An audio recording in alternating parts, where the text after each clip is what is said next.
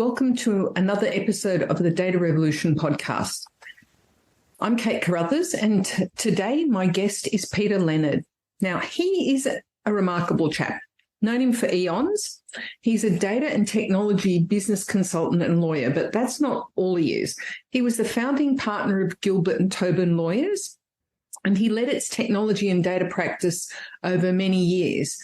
And he also works at UNSW as a professor of practice across the schools of management and governance and information systems and technology management. He has his own company now called Data Synergies. And I've worked with him on looking at how we can manage data better and how we can manage AI better. So he's an all-round good chap, and we're going to have a chat. Welcome, Peter Leonard. It's great to have you on the podcast. It's great to be here, Kate. So what are we going to talk about today? Well, I thought we might talk about how AI is changing the world as we know it, and in particular, the kinds of challenges I'm seeing around how you ensure safe and responsible uses of AI, layered on top of all of those challenges we've been looking at over the last couple of years around respectful uses of information about individuals. And by respectful, I mean that respects their rights in privacy and is not excessive surveillance. So we're pretty familiar. We're not doing very well at that to start with before AI, were we? Well, exactly. And that's kind of the point, right? That we're in the middle of a work in progress that we've not been doing very well around building data privacy and data security by design and default.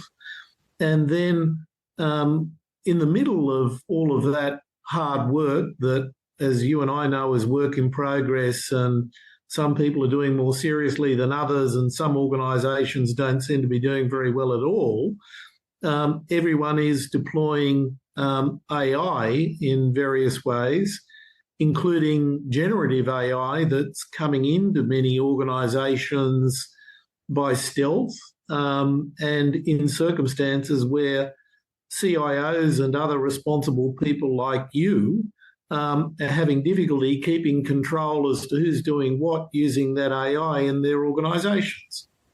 So what are some of the issues that you're seeing emerging in this space, particularly from a privacy and data protection perspective, Peter? I suppose the first thing is that many people are gaily prompting public generative AI applications like ChatGPT, Google Bard, Microsoft Copilot with personal information relating to individuals without consideration of how that information is leaving their organisation and how it might be used That's a great one. I had a startup come and pitch me the other day, and they were using that, and I just said, please stop. Please don't do that with your proprietary commercial information. Yeah. And look, it's an interesting question because on the one hand, you might say, look, this is just a transitional educational issue of, people needing to understand that they shouldn't be doing that stuff. And the other reason that you might regard it as a transitional issue is that you and I know that fairly quickly we will see large language models made available within institutions like UNSW, where it'll be a local instance of the large language model that ensures that the data doesn't leave the organisation. Already there. Yeah. But isn't the real issue that people who don't understand the implications of what they're doing now have the power to do stuff, which was always starting to happen with software as a service, where people could put stuff in the cloud and not understand it, but now they can do it on the public internet, which seems to me to be the real challenge. So I think there are two challenges. One is that we don't know enough about the training data that's been used to train the large language models that organisations can reliably assess whether the model is fit for purpose for the particular task for which the generative AI is being used.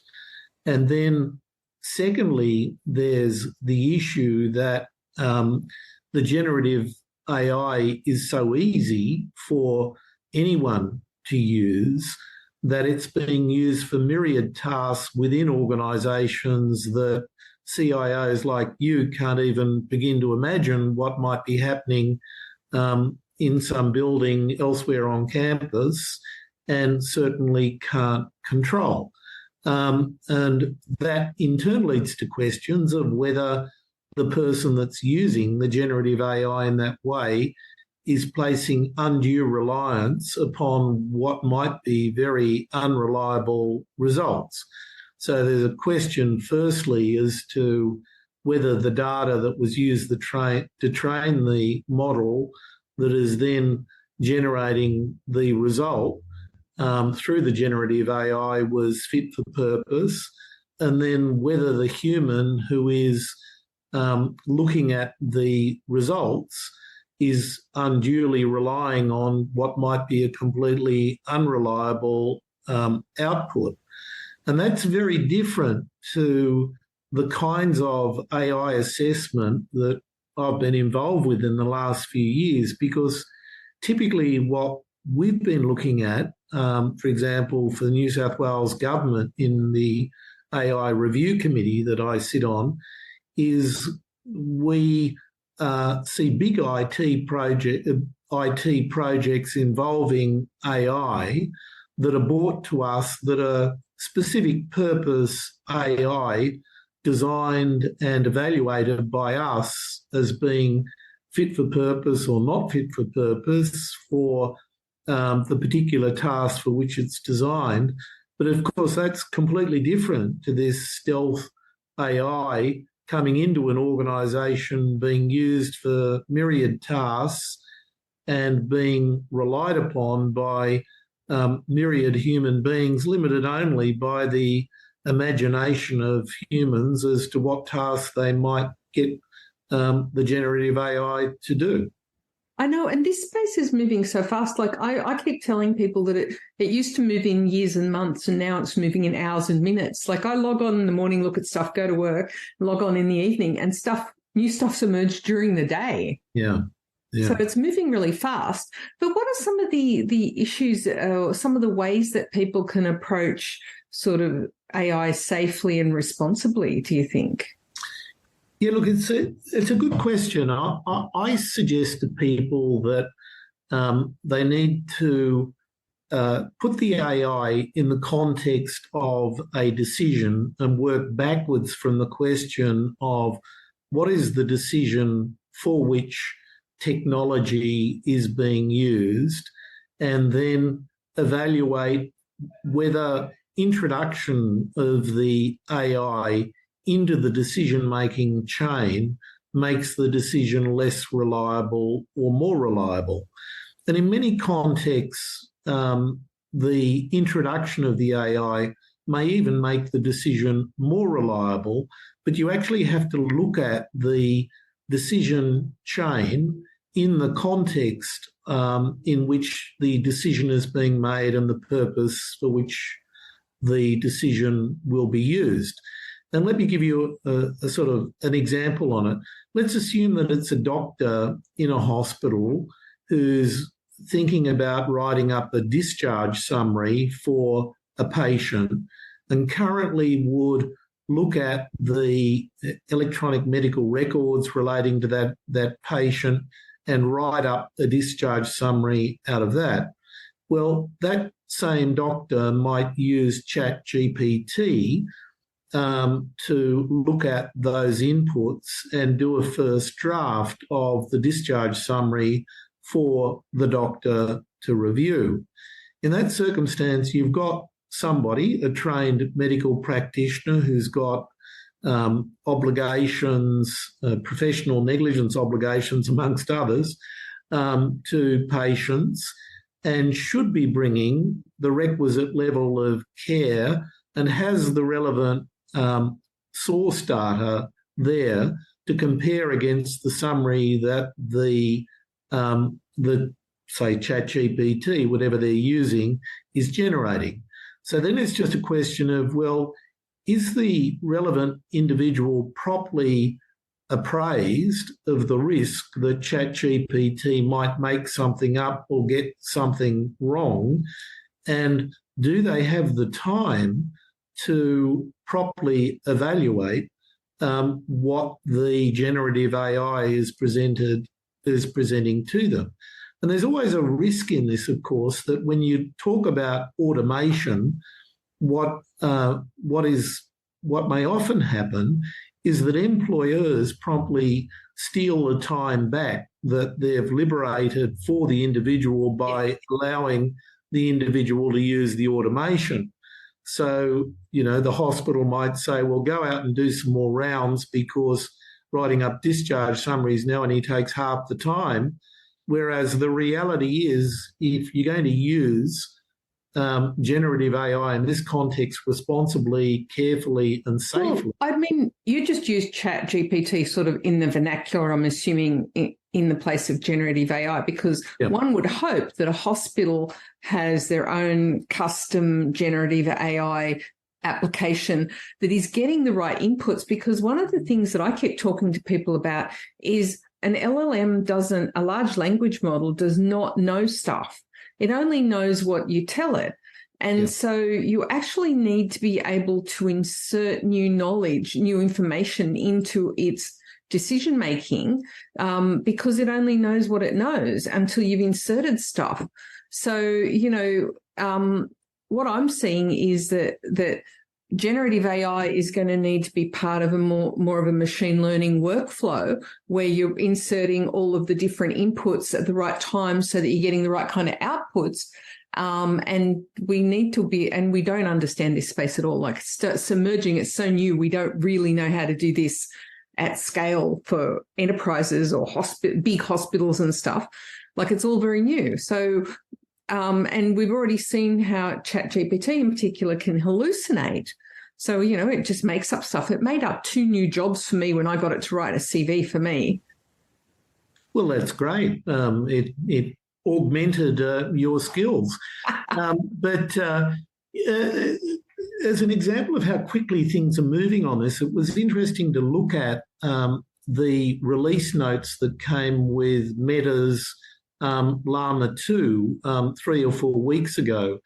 And they included quite a detailed model card and a responsible user guide and some quite useful information in there around their so-called open source models.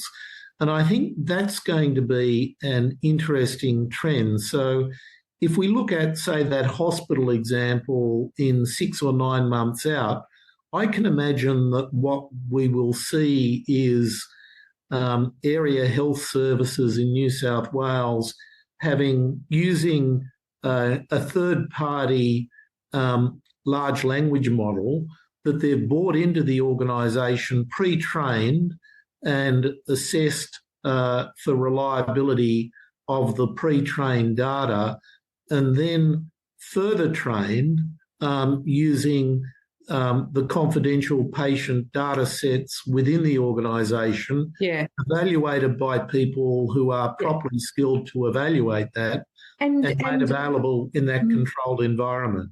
Most of the big vendors have been working on this in the background for years with their large data sets ready, because the real problem for all of this is training the models, having enough data. And I was at a dinner last night with a whole bunch of cyber security folks, and they were all talking about, we must delete all the data. And I was like, hold on a sec, we might need it to train some models before we throw it out.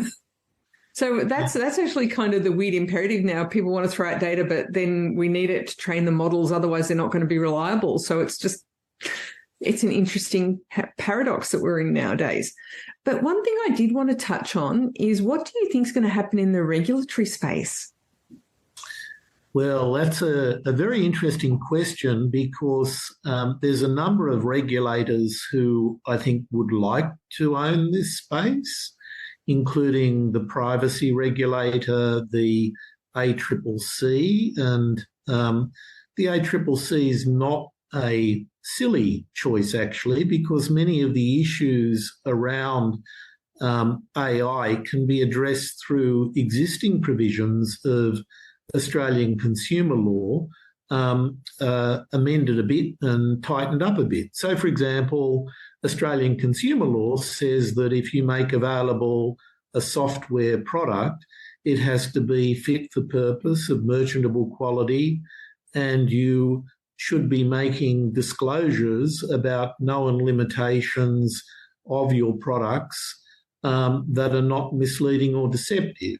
So one can imagine a world where you might expand some of those provisions to ensure that vendors make full and proper disclosures about the reliability of their large language models or any generative AI applications that they're making available. And that could do quite a bit of work. I'm not a supporter of the concept of a super AI regulator or anything like that because AI czar. Yeah, look, I think that AI is going to be part of everything that every business in every sector does, and we're just going to have to skill up the regulators in the various sectors to properly address the issues in their sectors. Sort of like computers, like we did with computers. It's the same thing. So it leads me, though, to the question about explainability, because that seems to be something that we're going to have to solve if we are going to regulate this in a proper way. Yeah, and explainability is an interesting concept, isn't it? Because when you look at large language models, there's a question as to what level of explainability you're after. It is often not possible to fully explain how the large language model is operating, but what you can explain is any known limitations that you've identified through the operation of the model, and you can disclose the sources of data and known limitations as to data quality, so data provenance issues around the data that was used to feed and train the large language model.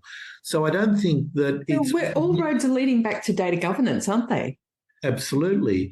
And when you look at data governance, you can't look at that alone without looking at the people and the process, the decisions that individuals are making using that data and the technology. So it goes back even further to, the question you and I have been looking at for years, which is you can't evaluate technology without thinking about the people and the processes. The 5 safes just popped into my head for some reason. I will share a link in the show notes to that. Peter, I'm really conscious you've got to go off and teach a class. So thank you so much for your time. I really do appreciate it. We could have gone on for hours, but I know your time is limited. So thanks very much for joining me. Pleasure, Kate. Good night. Good night. That was the end of another episode of the Data Revolution podcast. I'm Kate Carruthers. Thank you for joining me. Hope you'll leave a nice review for the podcast, and please join us again next time. And that is it for another episode of the Data Revolution podcast. I'm Kate Carruthers. Thank you so much for listening. Please don't forget to give the show a nice review and a like on your podcast app of choice. See you next time.